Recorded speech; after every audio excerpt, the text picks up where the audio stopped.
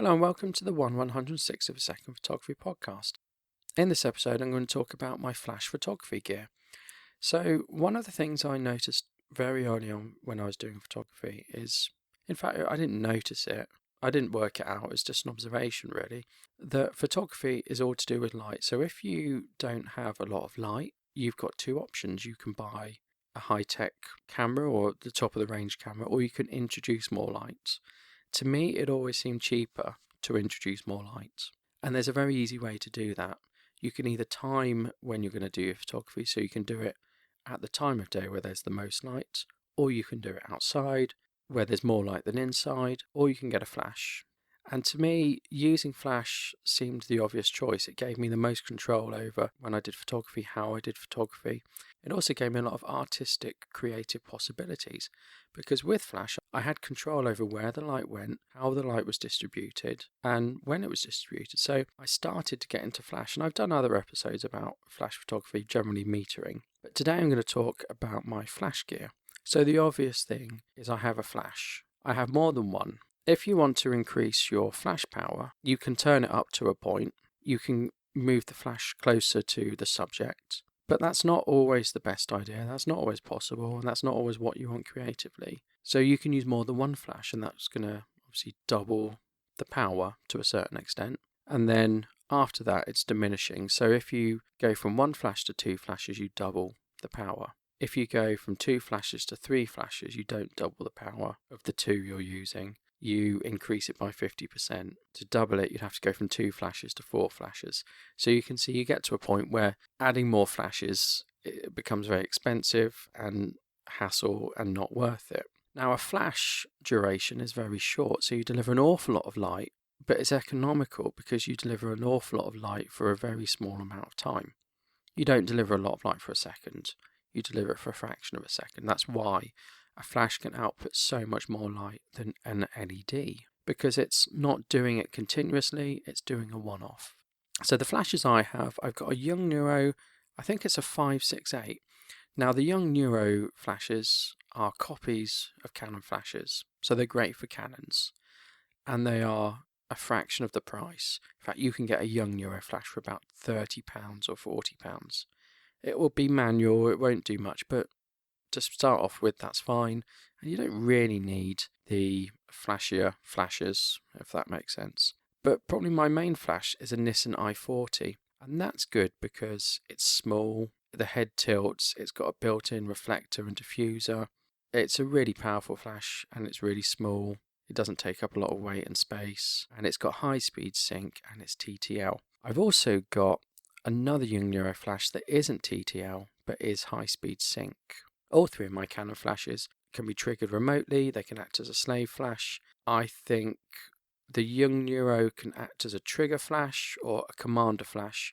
They can all act as a trigger flash when you put other flashes in slave mode. But I think the Yongnuo, the top Yongnuo one I've got, can act as a master commander flash. I don't really need that, and I don't really need to trigger them on slave mode, although it can be useful because I use triggers, and I'll talk about triggers later. I've got two other flashes. I've got a Nissan i40 for Micro Four Thirds, and I will use that in conjunction with my Canon gear, and I'll talk again via triggers. And I've got a very small flash for Fuji system.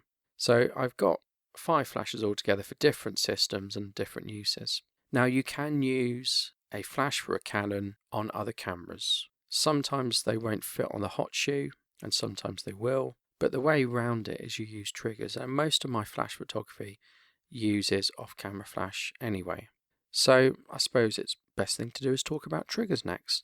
So my flash photography took off by taking the flash off the camera. You've got more control, you can do more things, and you get a better quality if you take it off the camera hot shoe. So there are 3 ways to do that. The cheapest way to do that is to use slave mode. So you set them in slave mode. On the front, you've got like it looks like an infrared detector, but it just detects light, and you make sure that's facing you and use your pop-up flash on your camera. That's the easiest way to trigger it. Now, generally, if the brand is the same or if they conform to the camera's standards, a lot of information can be sent using the pop-up flash. So obviously my Canon 5D doesn't have a pop-up flash, so I could put another one on top. And then when I press the shutter, the flash on top or the pop-up flash will fire. That will be seen by the off-camera flash in slave mode, and that will trigger it. So what you can do is you can get a cheap flash or use your pop-up flash, and you can put it down to its lowest setting, and then when you fire it, yes, it fires flash, but it triggers the other flash, and the other flash would be more powerful and not be at the lowest setting. So you don't get to see the pop-up flash or the flash in your camera in the shot. It gets sort of overpowered because you put it on its lowest setting. That's probably the cheapest way to do it. Now with my Micro Four Thirds cameras, that's how they work. I can use the pop-up flash with the Nissin i40 for Micro Four Thirds, and that will transfer TTL information across. So I can use it in TTL. Now, it's probably worth talking about TTL. TTL is an automatic mode, but I'm going to talk about that a little bit later. The other way to fire your flash while it's off your camera is to use a cable, but the cables don't stretch very far. Cables don't stretch that far, and they're cables, and they can get not caught up and stuff, so they're not ideal, but it's certainly cheaper than buying triggers, and it's actually more reliable than buying triggers. And the third option is to use triggers. A trigger, the transmitter goes in your hot shoe camera, and the receiver, you put the flash into the receiver, it's like got a hot shoe on. And then the transmitter, when you fire the camera, triggers the receiver, which triggers the flash. Now the problem is, if your batteries run out on your transmitter, it's not going to work. If your batteries run out on your receiver, it's not going to work. If there's interference, it's not going to work. And the first triggers I bought were sort of £10 ones off eBay. They were cheap, but what was good about them was that they would work with any camera brand, and they would work with any flash brand. If you have sort of these universal triggers, you can use a Micro Four Thirds flash on a Canon. You can use a Canon flash on a Fuji. It actually has benefit in buying a cheaper set of triggers or a universal set of triggers. So I bought those. Problem was they were unreliable, they were fragile, and they didn't use convenient batteries. They used odd batteries, and I couldn't get rechargeables for them. So I'd be out on a shoot and they would eventually run out. Battery life is quite good on them, but they would eventually run out, or they would break, or the top would come off. What do you expect for £10? But the key thing is, when you're doing flash, you want it to be reliable. You don't want to be waiting around. You don't want to be diagnosing a problem. Once I was into off-camera flash, which is great, I got some more reliable triggers. And I researched the triggers, and I got some Harnell ones. Hahnel, I think they're spelled, just for Canon. So they only work for Canon, and they're called Tuff, Tuff. And they're not really tough, but they've got like a silicone outside to them, which makes them ever so slightly more waterproof and slightly more shock resistant, but not much. They're just as tough as anything else. And they will transmit wirelessly TTL information, high-speed sync information, and they will also do rear curtain and first sync curtain. Now what TTL does is it stands for through the lens. When you use a flash and it's manual, you have to set it. You have to set the power output. With TTL, you don't. You have your flash, and the camera does the metering for the flash. So the camera decides how much output the flash should give. So it has to send additional information. So when I was talking about my Micro Four Thirds camera, the pop-up flash would pulse essentially and transmit data via a light pulse that was picked up and deciphered and then interpreted, and then it gave the information to the flash, and the flash put out the right amount of light. It's amazing, really, isn't it? All happens under a second. Problem with using that is your flash has to be able to see your camera, so you can't put it in certain modifiers. You can't put it inside a modifier because the light won't get to it, or you can't put it in a lampshade or out round the corner. The light won't get to it. So TTL is very good.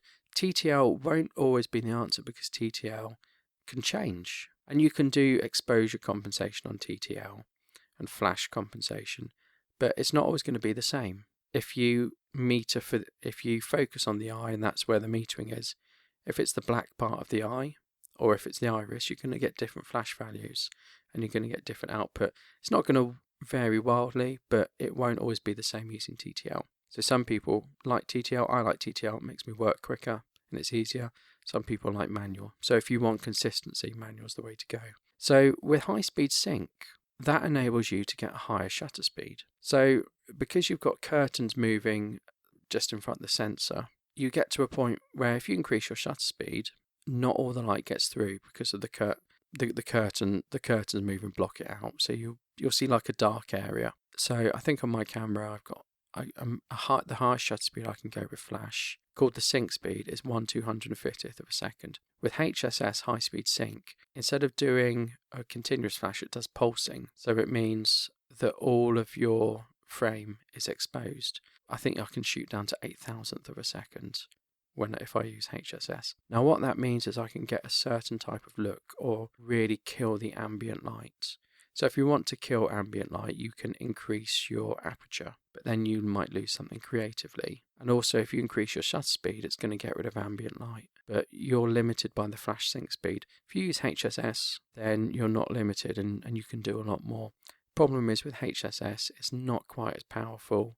It uses more battery and you need special types of triggers. But the Harnell ones did that. So they were very good, and I got transmitter and I got 2 receivers. Problem is when using lots of receivers, batteries can go, you've got to work out what's going on. You do have added problems when you use transmitters. Is the transmitter incorrectly? Is the flash connected correctly? And so on. So those are my triggers. The other things I have are gels. So gels, you put them over the front of the flash and they give a different colour. Now you'll see quite a lot of gelled photography, or gelled flash photography I should say, or gelled strobes, and they're quite the rage now. So you might have blue and red, and I do like gelling my flash. So one trick you can do is you can make the sky more blue by putting orange on your flash and then changing the white balance. So if you set your white balance to be cooler, it will get rid of the orange cast on the person, but it will also make everything else cooler. So you can do some really good things. You can get natural sort of skin tones, but much cooler backgrounds and stuff. And of course you can have, purple in your light and other things. And you can also match the color temperature of your flash to other things. You're in a room and there are traditional lights and they're more orange. Therefore match your flash output to be orange so it all looks consistent. So I have gels. I have 2 sets of gels. I have 3 sets of gels actually.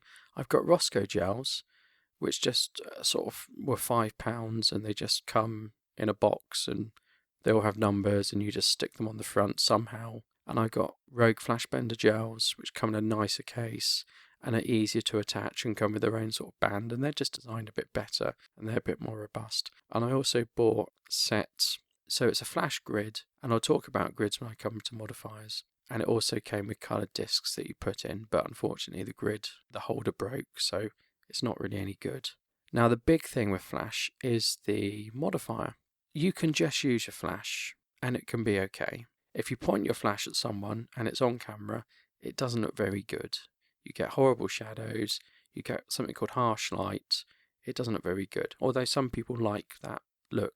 Generally, the bigger the light source is compared to the subject, the softer the light is and the more pleasing the light is. Obviously, you can't change the size of your flash head, but you can change the size of the thing that illuminates your subject. So the easiest thing to do is to point your flash at the ceiling. The light fires at the ceiling and it bounces off the ceiling, assuming it's white, and it goes back down and hits your subject. All of the ceiling gets illuminated and all of the ceiling reflects light onto your subject. So it's much bigger than your subject, relatively speaking. And that gives a nice light. And actually, when you do that, it's called bounce flash. When you use bounce flash, you can't tell a flash has been used. And it's really good for indoors, obviously. It just looks like your eyes see it. So it just looks like you're looking at the person. You can't tell a flash has been used. But that only works if you're indoors. And also, you might want to control the light ever so slightly differently. So you get light modifiers. And what you do is you shoot your flash through them. And they will shape the light. And they will also make the light bigger than if you were just using a flash. So the obvious one and the easiest one to start with is called an umbrella. So it's just an umbrella, like if it was raining, and it's white, and that's the simplest light modifier. So what you do, open up the umbrella, you put the flash behind it, and you fire the flash through the umbrella. So the light hits the umbrella, and then that has a bigger area, and the light then travels through the umbrella, but it seems like a larger area is illuminated, and they're called shoot-through umbrellas. So they transmit light through a bigger area, thus making it softer and more pleasing. Now they're never that good shoot-through umbrellas. They don't last that long. They always break because there's a mechanism of like an umbrella. They're a bit cheap, So what happens, I've got a couple of shoot-through umbrellas. They frayed at the end, the connectors are broke, the material's popped off the end, they're all battered, but they don't cost much. So you buy them knowing that they're going to break or get lost or get battered or bend, but you don't mind because they don't cost much. The next type of umbrella is a reflective umbrella, and I've actually got a 2-in-1 umbrella. My 2-in-1 umbrella, you can take bits off. It's slightly better than a shoot-through umbrella. If I take the top bit off, it's a shoot-through umbrella. If I put the top bit back on, then it's got a reflective side that points down, and if you fire any light into the umbrella, it gets reflected back out. So hence the 2-in-1. It acts as a shoot-through or it acts as a reflective umbrella. Now, a reflective umbrella channels the light more than a shoot-through umbrella. Shoot-through umbrella, light goes everywhere, so you could use it indoors, and while it would make it softer, it would be bouncing off walls and things like that. Whereas a reflective umbrella channels the light, and you can obviously get different ones. You can get ones that are bigger, you can get ones that are deeper, and therefore channel light more. So that's a 2-in-1 umbrella, and I have those. And I've got a Lastalite Brolly kit, and that is a handle that holds an umbrella. You put the umbrella in and it holds it in place, and you can put a flash in, and it means you can hold your flash with an umbrella in one hand, shoot with your camera in the other. You could even use a cable to sync them up, or you could use a trigger, and you can also put that on a stand, and that's really useful because if you're doing off-camera flash with a modifier, you either need someone to hold the flash and the modifier, or you need a light stand. So you're really not that portable if you have to do that. So the Brolly kit's quite good because it means I can do everything without having to have a light stand. So I do like the Lastalite Brolly kit. The next one, and probably the most obvious ones after an umbrella, is a softbox. So this is essentially a box that is recessed, that you put your flash inside. There's no shooting through. You put it inside, it's lined with reflective coating, and the light bounces around and then comes out the front, and it will go through a diffusion panel. So you can get them in all different shapes and sizes. Sometimes you put the flash in the back, aiming out, and there's still the reflective stuff. The area that gives out light increases, and therefore it makes it softer. You can get big ones, small ones, you can get ones that go on top of your camera, ones that don't, but it will be better than a flash. What's good about a softbox is it's more directional. An umbrella may spill light everywhere. A softbox, and particularly if it's recessed and has sort of bits coming out past where the front material is, you'll be able to aim the light better. And I would also class an Octabox as a softbox. So that is not a traditional box shape. That will be sort of an octagon, and it will be circular, and you'll get nice circular highlights. That's the other thing, it's the catch lights as well. So you get a nice reflection in people's eyes, and you generally want a circular one. So an umbrella or an Octabox would be good for that. And most people don't even notice catch lights, but they do make a nice image, catch lights. So the next one I've got is a pop-up ring flash. That's made by Round Flash, and you can get many sort of cheap copies. Round Flash came out a couple of years ago, and it was a ring light, and it was revolutionary. And of course, everything that's revolutionary gets eventually copied, so you can get a cheaper one. I bought the original. And what's nice about a ring light is, one, when you get those catch lights, they're completely circular. But two, you get a very distinct image with a ring light. So with a ring light, the subject is encompassed in light all around, so you don't get any harsh shadows. You get this strange look where you don't really get any shadows because they're being illuminated from all sides. So a ring light is very good for headshots, and you get a nice catch light in the eye. To do that, you need to have your flash on the camera. So you put your flash on the camera, you put the ring light on, and it goes around the lens. So the lens fits in the middle, and it goes around the lens. Now, normally a ring light is a hassle. What's good about this modifier is it is a pop-up ring light. So it folds down and packs away, and it's not heavy. It's all material rather than metal and plastic and other things. So that's really good. I thoroughly recommend that. They've also done 2 other incarnations, which I've got and I've not got. We'll talk about that later. So the next one they did was a beauty dish. Now, normally for a beauty dish doesn't work with speed lights. A beauty dish is a big metal thing that you normally have to put on large studio lights. But Round Flash made a beauty dish that again is pop-up. So a beauty dish gives softer light than a normal flash, but it's a bit more hard edged, so it's really good for sort of beauty shots. It's just right for beauty shots. It's the Goldilocks between a large umbrella and sort of a small light. It gives it will mean cheekbones can be well defined and things like that. A beauty dish is not for everyone, but for the right person, it can give that really good look. So that's really good because, again, it pops up and it folds away and it doesn't weigh anything. And the third thing they've made is a strip light. So it's a collapsible strip light. Now, strip lights are good for controlling the light and illuminating and side lighting. Traditionally, strip lights have been for studio lights and they've been really big and fiddly and costly. But again, Round Flash came up with a way to do it that was collapsible, worked for speed lights, but they were quite expensive. So I did buy cheap knockoff copies and they're really good. And I bought 2 knockoff copies for less than one of the original ones. So Round Flash, I've got 2 of their products and 2 knockoffs of their products. I don't get to use the strip lights that much, and the problem is they sway about, but they're very good. I've also got a very large parabolic reflective umbrella that's so big I don't get to use it very much, and I have to use that with studio flashes only. Now obviously I've got all these modifiers that I've collected over time. Oh, the one thing I need to talk about is grid. I've got something called, I've got a flash bender, and a flash bender is a big panel that reflects light and you can put a cover over it. So you just put it on your flash and it points up and you can change the shape of it and you can move it around and you can make it smaller or larger, and that's quite good as well.